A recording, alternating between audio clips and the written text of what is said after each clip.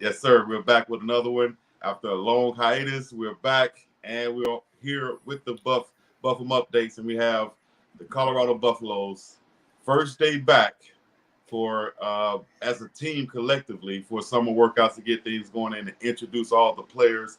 So we have a lot to discuss today, Adam. As we Reach the People Media just dropped. I'm sure Uncle Neely will be dropping soon, and Well Off Media just dropped their videos from the first day out, guys working out in the team, the newcomers introducing themselves. What did you see from your perspective? And well, first of all, how's it been going? And then we could jump into what did you see?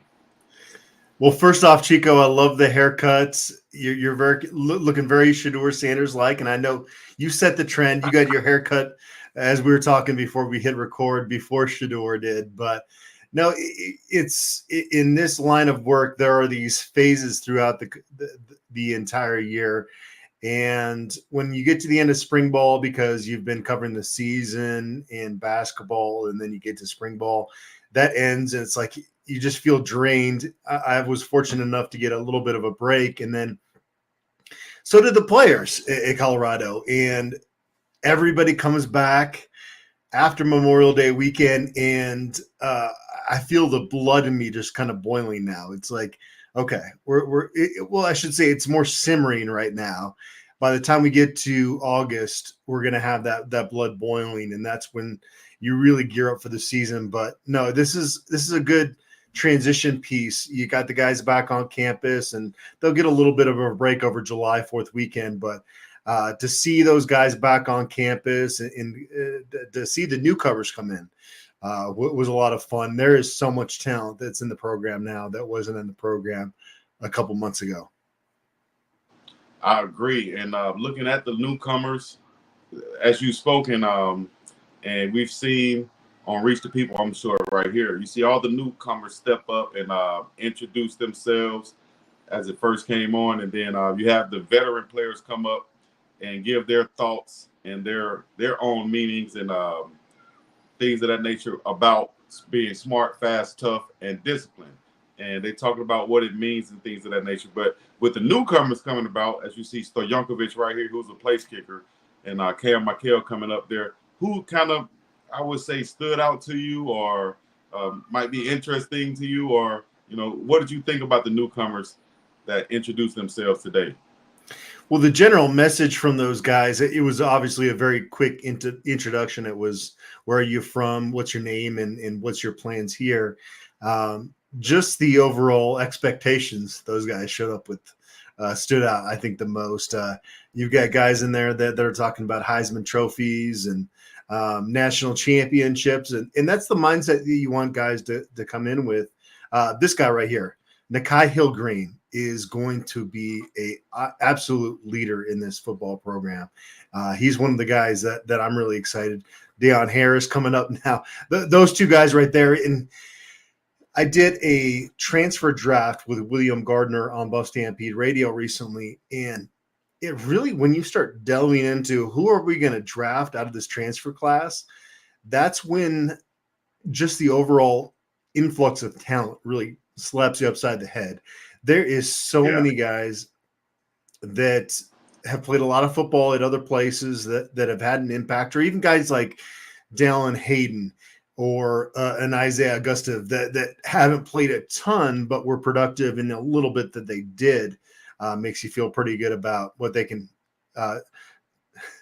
This is a pretty good group that's coming in there. I try to keep things in perspective of what we dealt with at Colorado in previous years, and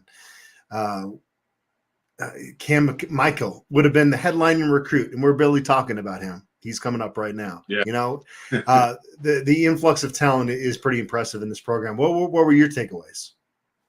Well, I would say looking at Garcia right here from Fort Myers, Florida, the home of Coach Prime. I've heard some good things about him and what he can do at the linebacker position, and he looked, way thicker than what I thought originally. Big Ron Buell right there coming in with that experience from Ohio. Then you go to a younger guy like this, Trent Hood, who wasn't expected to be here, but coming on as a preferred walk-on, switched over from Auburn to come here. This guy right here. Then this guy, BJ Green, the main man, who a lot of people, like he said, he's not here to do a lot of talking, dog. He's here to put in that work, and you could tell he looks like it too. And so I'm excited about BJ Green and all the newcomers, even Ivan Yates, as he said, he's coming to make a name for himself from Furman. So Goldberg looking to come out of the shadows, as he said, of his own father and make his legacy himself at Colorado. So you got a lot of guys with something to prove. You have walk-ons coming on who said they wanted to be a part of the program because they saw the good things that Coach Prime and staff was doing there. So you got guys coming in who has the right mindset, I think, and like you said, has that experience plan, or these are highly talented recruits or highly favored or sought after preferred walk-ons. And then maybe the two I've been most impressive by, at least by physical size, are the ones who just came up, and that's the Riley at safety and RJ Johnson at safety. Two big body safeties coming from big time programs.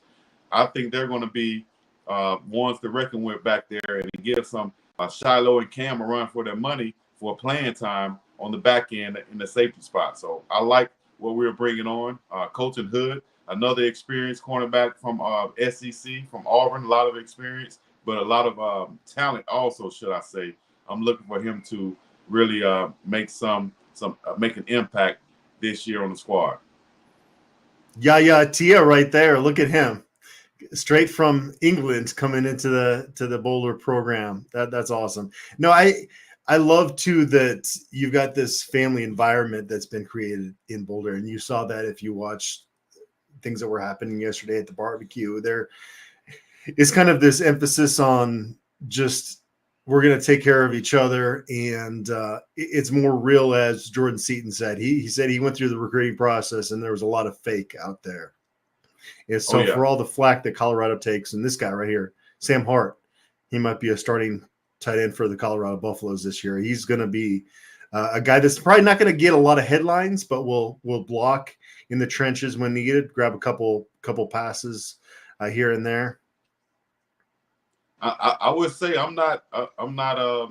am very impressed with those two tight ends, the big fellas coming over, Colorado natives, and I think they're going to come in the body, in the frame of exactly what Coach Prime is looking for from that tight end position, to be those bookends on the end of the line, other than the offensive tackles, of course, but to contribute in that run game, goal line passing, but mainly contribute in that run game and help out, be some big bodies that can block, that can lead up, that can go out in the flats, catch some balls on the play action. So these two big Colorado natives, I'm happy to see them at the tight end position. It's pretty clear, too, the tight end position is going to be utilized a little differently going forward, right? It's not going to be you're going to see a tight end out there on first down a whole lot of the time. I think Pat Shurmur's made that pretty clear. And we saw in the spring game that, that's not going to be a first, second down situation, but third down, short yard situations. You have a Sam Hart that comes out there. You don't need to convert defensive linemen over to offense this year. And we all love the Bishop Thomas block against TCU, but I think generally you want offensive guys that are practicing in that mold to be able to fill that responsibility. And I think with Sam Hart, that's the guy that you're going to see out there. Again, maybe not the guy that's going to grab a lot of headlines, but it's going to be a big part of this program. Right, exactly. So, and looking at some other guys that's coming up, like you said, Cam Michael, you mentioned him, and then Draylon Miller, another explosive kid. If any other class, we might be talking about him, way more than what we are right now. Malachi Murphy, another kid that looked good with size. But you want to talk about size, look at the guys who's on the screen right now. Big Zach Owens, 350 plus, and then Big Peyton Kirkland, 350 plus. Big, huge guys right here from Texas and Clemson, respectfully. Will we see one of these big young guys on the field this year? What do you expect from them? Well, first off, Carl Solomon needs to get an extra staff member up in the building to help take care of Zach Owens and Peyton Kirkland. Those are some big boys right there. I don't want to discount their chances of playing this year because they were very highly regarded guys coming out of high school, and they I think both redshirted, right? They're redshirt freshmen, so they've kind of waited their turn. They're kind of hungry to get in there. But this is a credit to what Colorado has done in terms of building the roster, that you don't expect Zach Owens and Peyton Kirkland to play right away. And that's, again, maybe a little bit of a difference from a year ago. And not even that they brought in Zach Owens and Peyton Kirkland a year ago. They were bringing guys in from, the FCS ranks, basically, to fill a lot of those spots. And so to have those guys as guys that are kind of in the incubator that are developing, that's pretty cool. Now, could they push for a spot? It's hard to say. Like Justin Mayers, Wyatt Hummel, Tyler Johnson, Tyler Brown, Yakiri Walker, Khalil Benson, Philip Houston, Hank Zelinskas, those guys have played a lot of football at the college level. You've got Jordan Seaton, who has come in as a 5-star guy, looked apart. So it's hard to project a guy like that, like Zach Owens or Peyton Kirkland coming in and playing right away. But to have that as depth competing for spots, that's pretty awesome. Oh, yeah. I'm loving it. And then these guys get on the field, their first day back, and, they're going to run those hundreds. They're going to get those gases in. They're going to do everything. The strength staff going to do everything they can, not to necessarily break them, but to definitely push them to that limit, to see who probably put in some work this summer, see who or this spring, see who's coming in ready to work, man. And you see Coach Prime even getting out there trying to get some action in.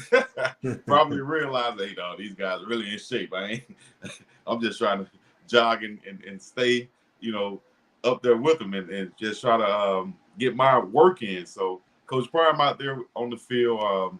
I know you haven't gotten a chance to watch this whole video yet, as did I, but I'm loving to see it based off last year. We saw what they did this time last year, and this year we got a lot of other guys, new guys there. Talk to me about your thoughts on what's going on out there on the field right now. Yeah, I just talked about how the blood is not boiling but simmering. Yeah, watching this stuff, that's where I'm at. Look at Ryan Staub right there. Great spring. Shout out to Ryan Staub too, man. Yeah, the guys that stuck in this program and have committed to earning a spot within this new program, you've got Charlie Offerdahl as well, Trevor Woods, and those are guys. It's such a feel-good story because they went through 1-11. They dealt with being part of the worst program in the country, but they were not the problem. And to see that this new staff has identified a few of those guys that can help them is always cool to see. And it just looked like it was a beautiful day out here in Colorado. So it was a good day. Josh Gines, who just walked past the camera, another guy that I did a story on back in 2022, a guy that played at CU from DeSoto, Texas. He wasn't a star at Colorado, but he worked his butt off. And when he got into a graduate assistant role, he continued to work his butt off and has been a guy that's got a significant role in the staff going forward. And so that's cool to see as well. Somebody that, bleeds black and gold and has clearly done everything he can to help this program get better. Yeah, I like what Josh brings to the program also. I didn't see Coach Warren Sapp out there. Is there any word on Sapp? Does he just come in and out a little bit as it goes, or he could be there, we just didn't see it? Any word on Coach Sapp? I don't know. Hall of Famers seem to move at their own pace. I don't know. I haven't heard anything about Warren Sapp, but he's been on with Neely every Wednesday, and those conversations have been fun. He's a football guy, and it's very clear when he starts talking about ball. Like he talks about hand placement and this and that. It's very technical, and I think that's it's one thing to be a Hall of Famer that knew how to do it at the highest level. It's another to love to connect with young people and share that knowledge, and that's where Colorado's been blessed with Deion Sanders and Warren Sapp to be able to do that. But that's not typical. Most of those Hall of Famers go crazy because they don't. There's Corey Phillips right there. He put together a pretty good roster. Well, let's jump to that since because I had a question about that. Corey Phillips, the director of player personnel for Colorado, like you said, put together this roster along with his staff. And then we have the news that broke this past week of the NCAA football paying the players and having basically $20 million set aside. So, you know, we're done with the amateur sports, so to speak, in college football. It's going to be definitely pay for play. And that's going to mean that a lot of other positions are going to be either created or transitioned into. So we're looking at it, and I saw an article saying that we're looking at an era to where we're going to see general managers in college football, and that would be a position. Let's just say, for instance, Corey Phillips will be filling for Colorado moving forward. So we'll see this in other programs. So how do you feel about that with you know, paying for play coming along, and then these other positions that's going to come along like a general manager, and we might see general managers being paid in college like the ones in the NFL are getting paid, or NBA getting paid, because it's such a huge task with the transfer portal now, and these players are getting paid. New position on the horizon, or what do you feel about that and the job that Corey Phillips done and where it's going in the future? Well, first off, Coach Prime with the knee-high socks. If I try to pull that off, everybody would just think that I'm senile. you got to have swagger to pull that off. You got to have that swag to do that. Yeah, Corey is great because a lot of the recruiting coordinators that I've covered at Colorado are very organized, very smart. And Corey Phillips is that, but he's got a very engaging personality. He's somebody that, you know, oftentimes I say, is this person a good hang? Is this somebody that you want to be in the room with? And Corey Phillips is that guy.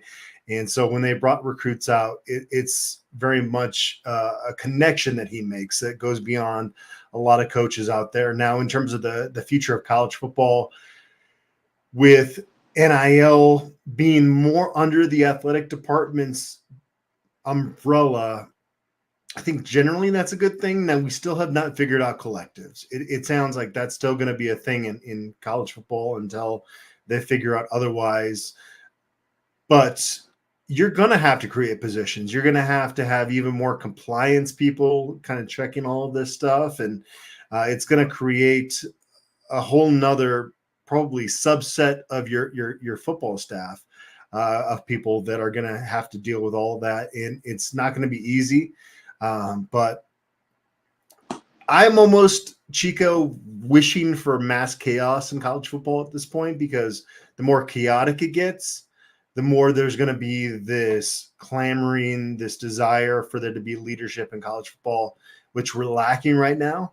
I feel like some of these things we've seen recently, they're trying to get there, but honestly, I don't think the NCAA knows how to get there.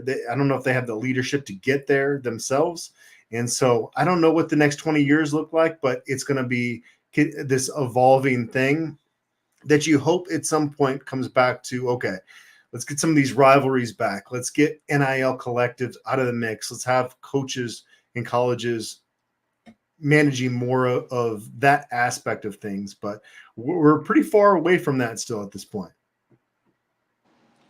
I think so too, but we're headed that way real fast, right? And so we'll see how that end up playing out. But I think Corey Phillips would be a great position holder for that general manager position, should I say, for the Buffs.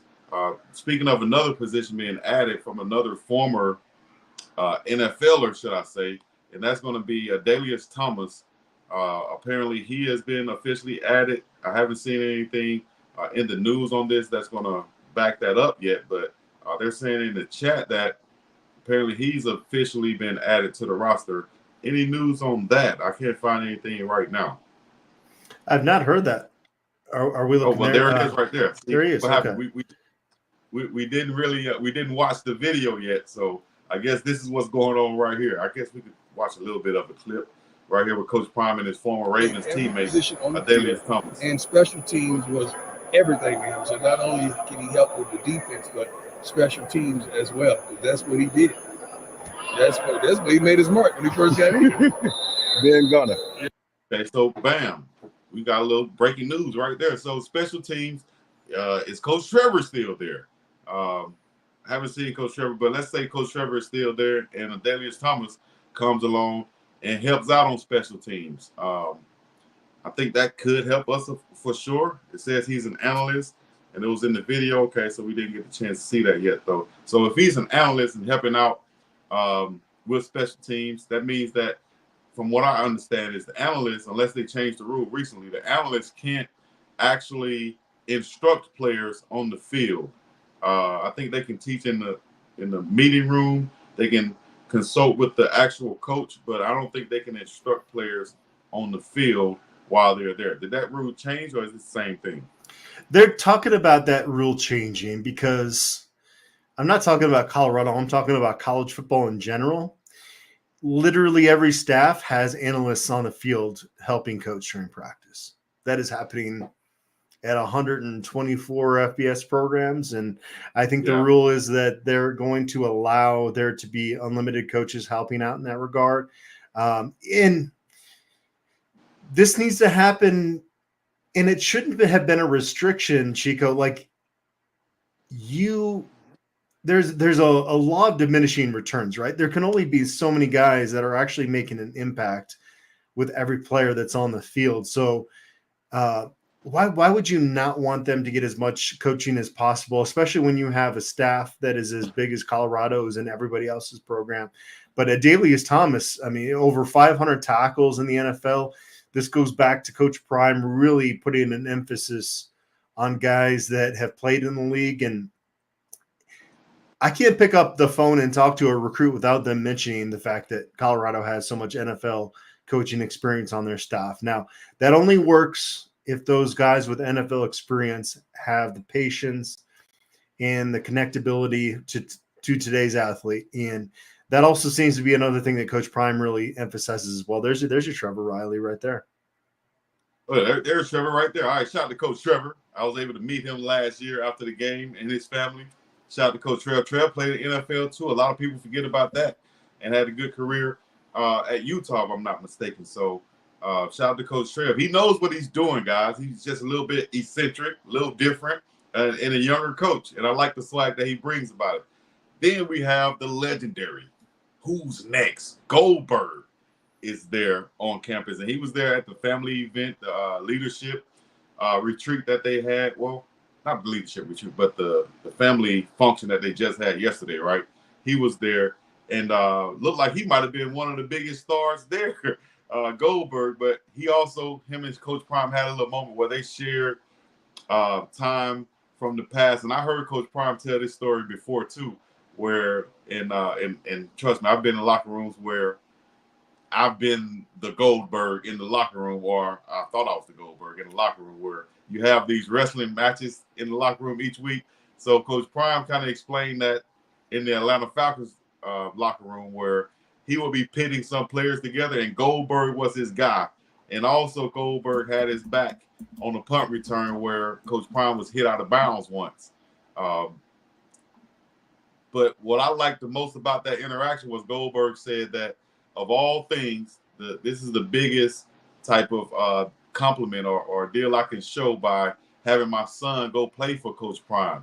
And I'm giving over my son to him, handing over my son to him. He's one of the best human beings I've ever met. You have a former teammate saying this about Coach Prime, Deion Sanders, who a lot of people have these different opinions on. Man, how much weight does that hold, or does that carry, should I say, for a guy like Goldberg to be backing Coach Prime and to say that I'm letting my son come here to play for you? Well, the people that have spent quality time around Coach Prime, that have spent a lot of time around him, rave about him, right? And I think that's kind of the key here with that relationship is that even though those of us that have covered Colorado's program, the more we get insight into kind of his mindset and his thought process, you tend to appreciate it more. And I know there's a lot of people that work for national media outlets that are looking for clicks, and they're going to write and say what they want to. But those are the people that are not around this program a whole lot. You know, they're people that are from afar judging what is happening here at the University of Colorado. And they know that if they write about Colorado, then all of a sudden there's more of an emphasis on what they're writing. And so to see a Gage Goldberg come into the program because his father vouches for Coach Prime. And I also liked what he said about, I want to get out of the shadow. You know, that is something that's got to be tough. And I think Coach Prime probably understands that more than anybody because of his sons. And then Gage Goldberg can use Shiloh Sanders and Shedeur, and even Bucky to that extent is somebody that like he can kind of connect with them about what they've been through in that sense. But again, going back to my original point, the people that played with Coach Prime, that spent a lot of time with him, they know the type of man he is. And that's why you have these people that stand up for him when there's negative stuff written about Coach Prime, because he's obviously made a big impact on a lot of people's lives. Definitely. Hit that like button. Taylor Made said, if you haven't already, you're joined in right now to Buffalo updates. We will be coming with more and more throughout this summer and leading up to the season. We got some dogs coming in. Yes, Adelius Thomas is defensive analyst. We just went over that. Y'all check that out. We'll be cutting these things up and going back over them and putting them out, repurposing them. Also, anything else? What else stood out to you, Adam, that we must talk about? Who are some guys that we didn't talk about? And also, before I move on, you mentioned it earlier. Shouts out to your guest, William. I liked him. I like what he brought to the table. Old school, no nonsense, baby. So shout out to Big William Gardner out there. And that draft you guys had. I like that. Yeah, that was a lot of fun. And we got to the end of that transfer draft on Buff Stampede Radio, and there were still like 15 guys that we hadn't drafted. And it was tough to leave some guys out. And so that says a whole lot about what Colorado did in terms of rebuilding their roster. Now it comes down to chemistry. And we saw with the leadership retreat, them trying to cultivate a little bit of that before they got into the summer work. And it's difficult to put a roster together. You really never know 100%. If you get enough guys that are leaders, though, you feel better about your chances of different rooms really connecting on a short period of time. And so that's what you're banking on right now. It's a new day and age. It's not like Colorado was the only program to really turn over a big bulk of its roster. Of course, they got most of the headlines as far as that goes, but this is an important stretch for this Colorado football program, and there is probably some overanalyzation that will take place from the fans, from both of us, as we go through these well-off media and reach the people and the pregame show videos with the insider access this summer. But you still want to see that cohesion, that connection. You saw it a little bit last year, but even in some of the videos we've seen in recent days, it seems like that's even stepped up a little bit. Yep. This NY finally says the new guys look like they kept up. I didn't see anyone throwing up with that attitude. Cormonti's not in the program anymore, so that's part of it. All right. And ladies and gentlemen, boys and girls, children of all ages. Was that wrong, Chico? Was that wrong? Was that wrong? No, that wasn't wrong. Hey, man, we say what you feel, Bigg Dogg. Say what you feel. We saw it. It was on camera. You know what I'm saying? You ain't saying nothing that's crazy. I just, All right. So, I was going to say something, but you totally threw me off right there. Hey, y'all stay tuned. What is Jimmy Horn doing over here? Podcast coming up. Jimmy Horn Jr., Yakiri Walker, all of these guys, man. Hey, man, NIL deals are doing these guys great. I saw our recruit that we're looking to grab next year or this year coming up, in Julian Lewis. He was able to buy his parents I think he said a car. He's been able to buy his dad a car, buy himself a car. All of these things with the NIL money, and these guys are really getting it, man. I don't know. I don't want to say I'm jealous. I don't want to say I'm envious, but man, that NIL money is looking good right now for some of these players, and even it's going to be high school players, like we see Julian Lewis, man. Will this affect the overall? I mean, I know it will, but in what way will it affect the overall landscape of college football? Well, it's good to see these guys that put their bodies on the line that are basically working a full-time job. That's one of the things I think people miss out on, is that if you're a college student, you could get any type of job you want to supplement your day-to-day. If you're a college football player, you just simply don't have the time. You don't have the flexibility with your schedule. So to be able to spray your tires and make them look fresh, this is a new lifestyle. I like it. All right, so like I say, man, this is our first time watching this. We don't know what's going on this video. It's almost like a live reaction, like I used to do on the Well Off videos. But who's that? A Marion Miller right there? Yeah, it's like a Marion. It's like nice Kerry Walker. Yeah, Kerry. Yeah, man. So hey, y'all get it in. I'm happy for them. I'm hoping that they can manage the money. Hopefully they have financial teams around them to help them out also. But I'm loving it, man. I'm loving it. I think it's teaching these kids business at a young age, which will help them in the future. So, hey, I like it. I like it if they love it, if that makes sense. All right. So, anybody else out there, man?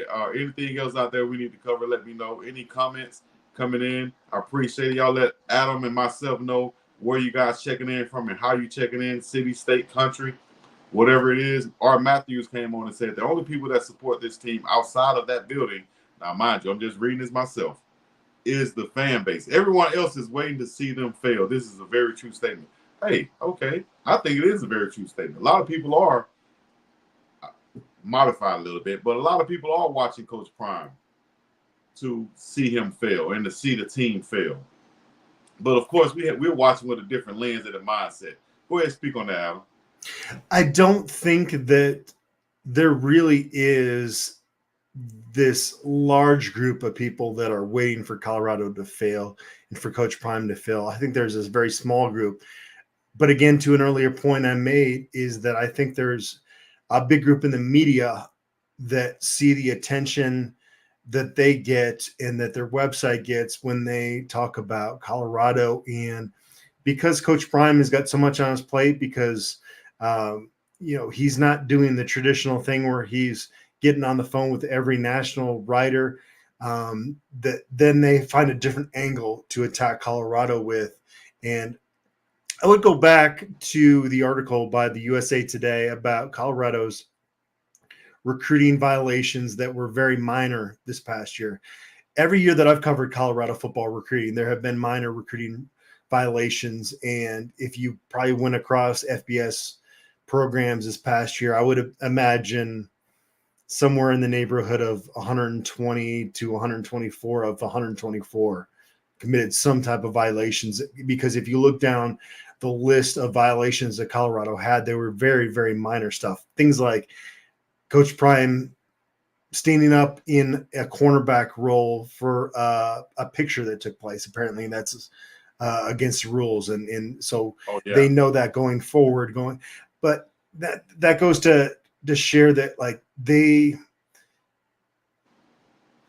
are doing things that other programs are doing, but they get called on literally, they get nitpicked for everything, because if you talk about Colorado, you're going to get more clicks. And so I don't necessarily think the average fan is rooting against Colorado. I think that most people want to see Coach Prime succeed at Colorado. And you can't tell me that all those numbers last year, when they were the most watched college football program in the country through the first month of the season, those were not hate watches. There were a lot of people that were tuning in to try to cheer for Colorado and to see what's going on. But I think a little bit of that's overblown. And maybe that's why us on X/Twitter, Instagram, YouTube, need to ignore the haters. There are some out there, don't get me wrong, especially Oregon now. But I just don't think Colorado's as hated as a lot of people portray them to be.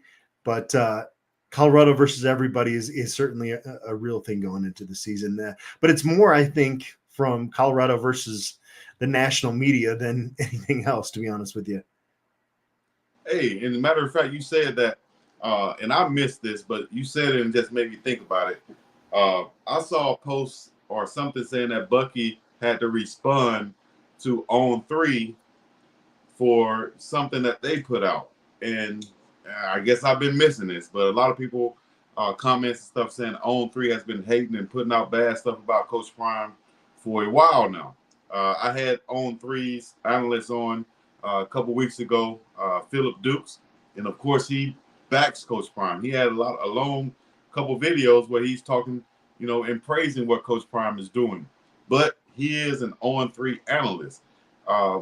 Is there anything you've seen from On 3 that's been like going, opposed to what Coach Prime is doing and challenging him or anything of that nature? Let me know what you think. Well, Josh Newberg has been kind of flopping around like a fish. Like he will praise Colorado if it suits him, but then he's pretty shady behind the scenes. He went after Peggy last week, Chico. I had to get involved in that one. Yeah. I think he was making a joke. I get it, but I also don't get it. Like, don't come after our Peggy. That was kind of I put the Will Smith emoji up on my thing of keep our Peggy out your mouth. Oh, you know what? Okay, that's where it was coming from. Yeah. Okay.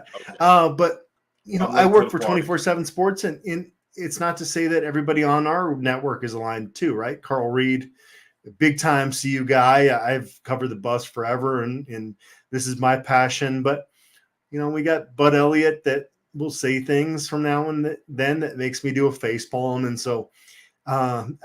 Again, it kind of goes back to my last point of like there are people that know that they're going to get more attention if they talk negatively about Colorado, and that part of it's unfortunate. I have nothing against On 3 as a company. Shane Terry runs that company. He started the original Rivals. He started 24/7 Sports. He's an innovator in this space, and so there's nothing I have against them specifically. But Josh Newberg has definitely he's mislanded a few of those missiles he's tried to put down in terms of landing a joke or making an impact covering Colorado. And I think that's where a lot of this comes from the On 3 commentary. Yeah. You got a stale joker out there. Somebody putting out these stale jokes. Okay. Staler than a cracker for sure. All right. Well, maybe he'll get better. Who knows? But you can't be running up on Miss Peggy, man. You might get no. All right. Justin Mayers and Khalil Benson run up on you somewhere. So leave Peggy about this thing. But other than that, man, I try to stay out of the bull jump. That Coach Prime will say, I try to stay out of the bull jump. So I don't know if it comes to me and I see something, then I'll say something. But I see you, Adam, going in on people. So hey, let me know. Not often though. Come on now. Let me know if you need me to jump in every once in a while. I got you. Okay, I'll tag you in soon. All right. Tag me in like a wrestling match, like Goldberg. All right. Last thing we got on here. Of course, everybody got to go watch, and we all have to go watch and catch up on more well-off media videos and the pregame show and Reach the People Media to see more things of that nature. Y'all stay tuned. Adam and myself eventually will be breaking down the Coach Prime interview that was going on a couple weeks ago, but also stay tuned for later on today. I'll have myself and Brian with the Buff Time podcast. And then tomorrow, Neely and myself will have a new show jumping off. Y'all stay tuned for that with the content of Coach Prime. Thursday, we got the Prime Economics with myself and Prime Sports Media.